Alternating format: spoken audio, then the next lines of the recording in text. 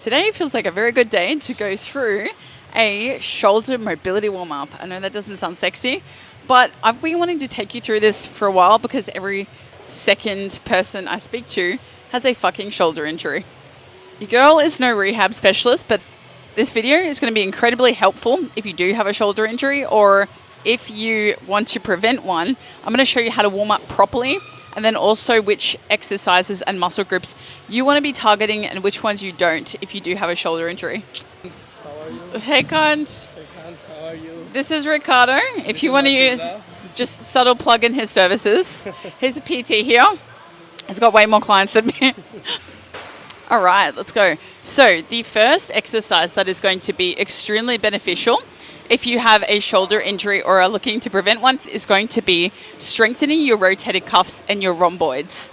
A lot of people, the biggest mistake that they make is they end up training a lot of chest, a lot of front delts, and not enough back. And over time, all of the musculature on the front of their body becomes tighter and tighter. The scapula, so the shoulder blades, start drifting forward, and this is what causes injuries. So this might not be the exact cause of it, but a lot of it has to do with training the upper body too much or some kind of weird movement with lateral eversion of the shoulder.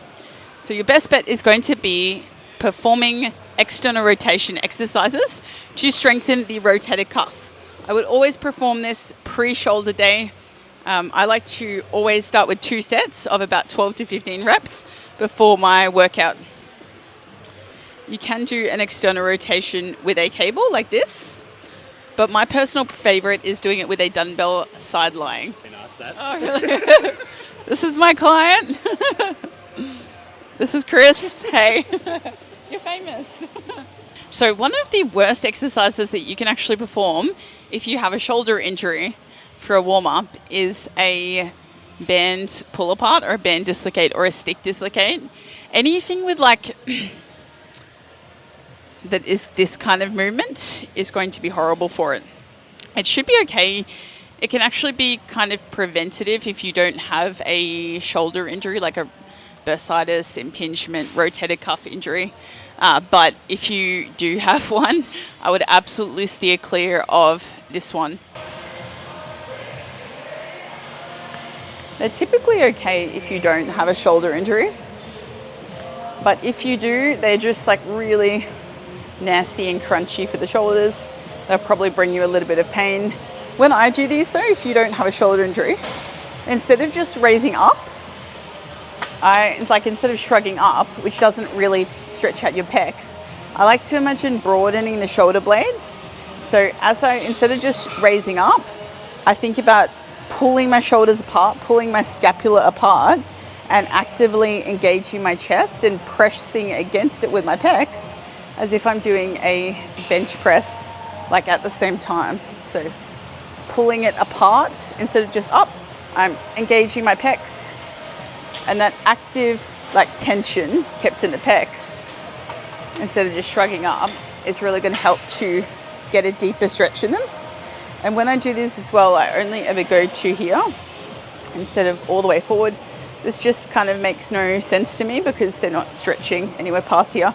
So I just go there and back, and that's 1 rep. These are totally fine to do if you don't have a shoulder injury, as I said, but if you do, fuck them off. They can definitely cause a lot of issues. One of my favorite warm-ups, if you do have a shoulder injury as well, besides the external rotations, is to do a big lock 3. This is invented by the famous Andrew Lock. Rest in peace. This is just an incredible warm-up. It warm-ups up the rotator cuffs if you do them properly. Now, if you do have a shoulder injury already, make sure to skip out on the first one, so the big T, but definitely perform the other 2. We're also going to grab just 1 to 2 kilo dumbbells. Go super light with these. Like, the goal isn't lifting really heavy. It is just having a weight that the rotator cuffs can control. So what we're going to do is lie down on a flat surface. I'm using a bench, but I would typically do this one on the floor. So we're going to grab them. We're going to aim to externally rotate from the shoulders. We want to make sure that we're pulling back from our shoulders and thinking about, that's a bit easier, rotating our thumbs up to the sky, pulling back with the shoulders. What we don't want is like that. We need to be pulling back from the shoulders. Even if we can get only a tiny bit of a raise with our thumbs, just really make sure it's the rotator cuffs. All right, now the second one, so this is like a 3-part series, this warm up. The second one is going to be by the sides. So the first is along the side like that. The second is by the side. And the third is flipped over variation. And this 3 creates the big lock 3. Thumbs raising up. We're going to do each one of these 15 times. So by the side, 15 times. Down 15 times. And then the last one, we're going to flip them over. So flip them over and rotate up 15 times. So just always remember, if you get stuck, pulling back from the shoulder, creating external rotation from the shoulder, like that. And your rotator cuffs will be nice and warmed up. This next one definitely isn't for everyone, but I do love adding in a pec fly. If your shoulder's already pretty fucked up, I mean, there's not much we can do, but this is great for preventing further injuries. You'll just really have to gauge it and be very intuitive with it. So if you do get kind of pain, avoid it, but it can be really, really good for avoiding injury, because a lot of us, we have very, very tight pecs. If you think about it, we don't often use like our backs in daily movements, right? We might pick one thing up, but for the majority of it, we're either driving in a car, we're riding in a desk, we're typing, we're using all of this like front of the body musculature. So over time, it gets really tight and drifts forward. With this one, we are going to chuck our bench on a 30-degree incline, and going to grab some lightish dumbbells. I normally only use about like 4 to 5 kilos. Just like, don't go super heavy on this. We want to be able to extend the arms. And what I'm going to do is I'm going to have a soft bend in the elbows, but they're going to be locked out. So I'm not going to fully extend them, but I'm not going to like move my elbows and flex and extend them through the movement. I'm going to keep them this soft bend. We're going to lift up our shoulder blades one at a time, pick them up, go for a walk back down to our butt to create tightness in the back, because that won't go away, to allow us to access our pecs better. While I'm going down, I'm thinking about broadening my shoulders. So imagine someone's got strings attached to your shoulders and you're pulling them apart instead of just going down. And we want to think about actively engaging our pecs as we go down as well. So instead of just dropping it, I'm actually controlling that. I'm thinking about tensing my pecs as I go down. And I'm going to pause for around 2 to 3 seconds at the bottom, because we do want to load the eccentric with this one to get a nice stretch in the pecs.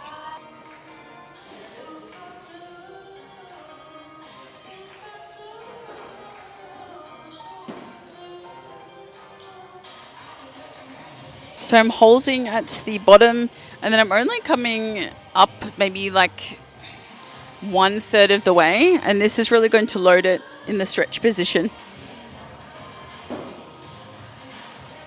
This is some really decent like half natty lighting. Oh my god.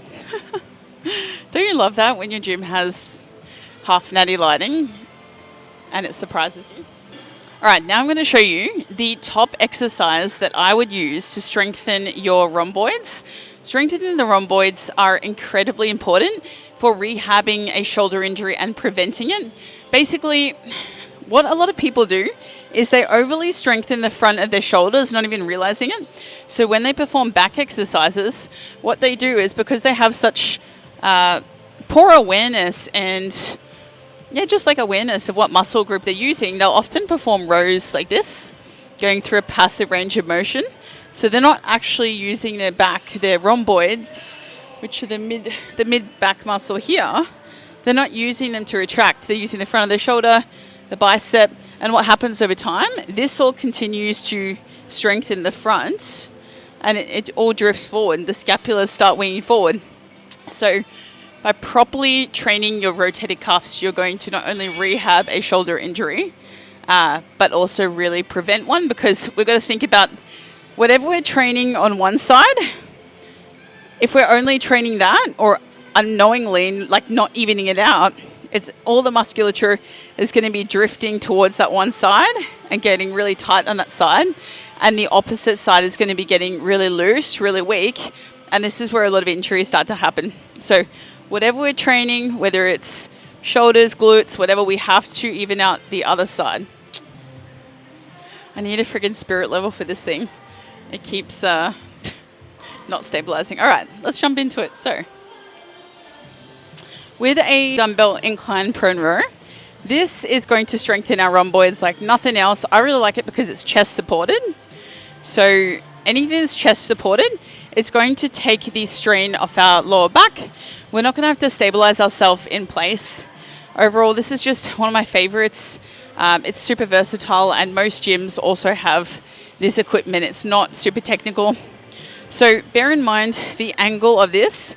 We probably want it about a 30 degree angle. The higher it is, the higher the incline, the more it's going to be like lats. And is that correct? Someone query.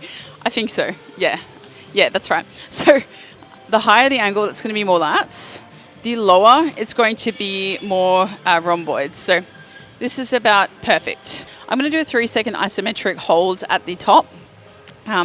With this as well, make sure that you really think about pulling back from the shoulders. So super important. Imagine that someone's placing their finger between your shoulder blades and you're trying to squeeze their finger. Or another cue I like is to imagine that your back's a piece of paper and we're trying to scrunch that up on each rep. Really pulling back from the shoulders. Make sure that they don't, if I'm pulling from the side, make sure that they don't do that. Really keep them in, like in this neutral grip. All right, if you have a shoulder injury, one of the worst exercises that you can perform is a dumbbell lateral raise, because anything that works in the lateral plane of the shoulder is not going to be great for it if you do have a shoulder injury. Obviously, it depends on the shoulder injury and the degree of it, but for most of them, anything that is like a lateral raise is going to be really crunchy and horrible for the shoulder. Anything that is out in this plane over here, the same as like with your grips, if you're using an overhand wide grip, that may not be as favorable to the shoulder as opposed to like a neutral grip. So I always recommend to my clients to use a neutral grip or a semi-supinated grip if they have a shoulder injury, and that is going to strengthen the rhomboids, strengthen the subscap, and really compensate for the misdirection that all of the muscles are moving in. So yeah, would definitely avoid lateral raises for now. You are going to perpetuate that injury. You may want to continue to grow your shoulders, but it's like we're just adding gasoline to the fire if we don't strengthen our rhomboids and leave the lateral raises out for a little while. Same goes like with any overhead pressing movements. I would definitely avoid them if you've got a shoulder injury. They can make it a lot worse. Instead of a overhead press, what I would do is I would start with maybe like a 60-degree incline neutral grip press. Neutral grip is going to be a lot more favorable for the shoulder. I'd start with maybe just 60 degrees. And as the injury site gets better, as you're working on actively strengthening your rhomboids, then you can progress the incline of that. All right, so that is the extent of what I would do for a shoulder warm-up. You could also add some dead bugs, some core into that to make things really tight and ready to go.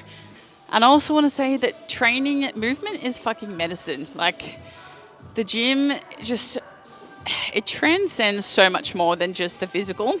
It's not just bodybuilding or your body or aesthetics as per se. It's medicine. It's transmuting emotional pain. It's moving stuck energy. It is releasing trauma like this. It's just so beautiful that we can do this and help people with it. And it's just, training's gotten me through the darkest patches of my life. And my gift to you is to really help you to challenge your mind, break free of the shackles of your own mind.